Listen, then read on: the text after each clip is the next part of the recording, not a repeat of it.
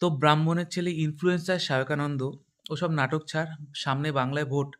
ভোটের আগে communal harmony নষ্ট করার জন্য কোন পার্টির থেকে কত টাকা নিয়ে ভিডিওটা বানিয়েছিস বলে দে, একটু কম খিস্তি খাবি। তোর বিফ খাওয়ার পরেই ব্রাহ্মণ সত্তা জেগে উঠলো, রেস্টুরেন্টে যাওয়ার আগে জেগে ওঠেনি? তুই জানতি না অলিভাব কিসের জন্য বিখ্যাত? তুই পিওর ফুটেজ খোর, তাই এখানেও ফুটেজ খাওয়ার জন্য ভিডিওটা বানিয়েছিস। ভিডিওতে তুই ওয়েটারকে জিজ্ঞেস করছিস তার ধর্ম কি, তাকে শুয়োর খাওয়ালে কেমন লাগবে।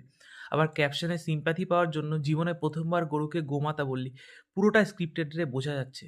তোর সাথে যেটা হয়েছে সেটা যদি সত্যি হয়ে থাকে খুব অন্যায় হয়েছে, কিন্তু প্রথম ভুলটা তো তোর। তুই ওখানে গেছিস কেন? তুই নিজেকে ব্রাহ্মণের ছেলে বলে প্রচার করছিস, তোর তো ওই অলিপাবের আশেপাশ থেকে হাঁটা উচিত না, যেখানে বিফ পাওয়া যায়। আমি এখনো বুঝলাম না তোর পরিবর্তে ওই ওয়েটারকে কেন অ্যারেস্ট করা হলো। এক্ষুনি থানায় যা, গিয়ে বলে দে কোন পার্টির থেকে কত টাকা নিয়ে ভিডিওটা বানিয়েছিস। আর একটা কাজ কর, ব্রাহ্মণের ছেলে বলে নিজেকে প্রচণ্ড প্রচার করছিস, বাড়িতে একটা বড় করে প্রায়শ্চিত্ত কর, কারণ ওটাতে তুই পাপ করেছিস বিফ খেয়ে।